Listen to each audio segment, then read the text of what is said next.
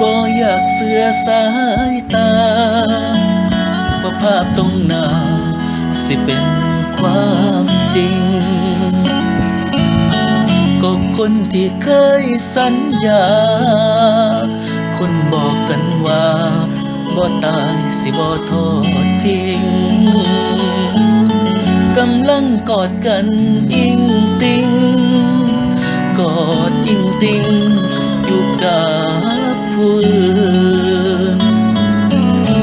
ก็ยกให้เพิ่นเบิดใจ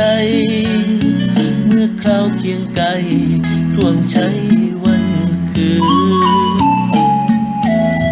สิหยุดที่กันและกันนักร่วมฝ่าฟันอยากสิซอยกันบืนจังใดเมื่อกลายเป็นอื่นมาเฮ็ดกันได้แต่น้อใจคนแล้วคำว่าฮักกันมื้อนั้นมันเหียทิ้งใส่แล้วคนที่ว่าฮักหลายมื้อนี้หัวใจเอาไผมาปน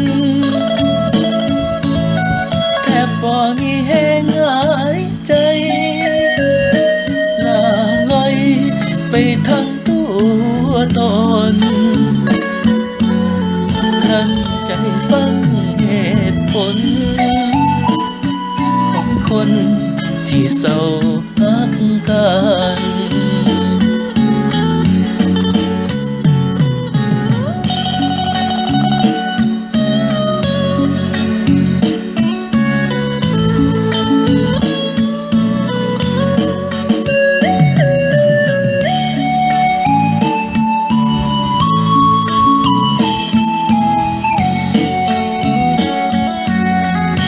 เคยโทษเขาเมิดแหงว่าเขามาแย่ง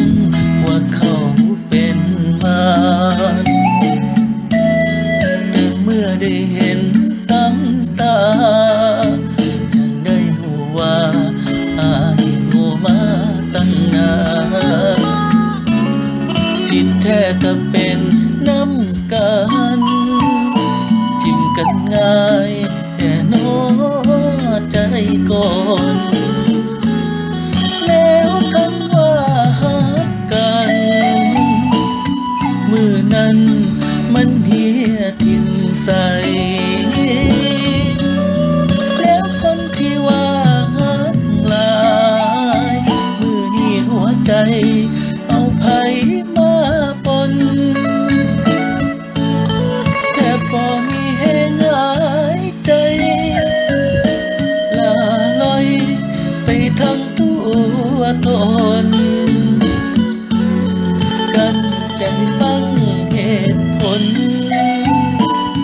ของคนที่เศร้าฮักกันไอ้บ่อยากฟังเหตุผล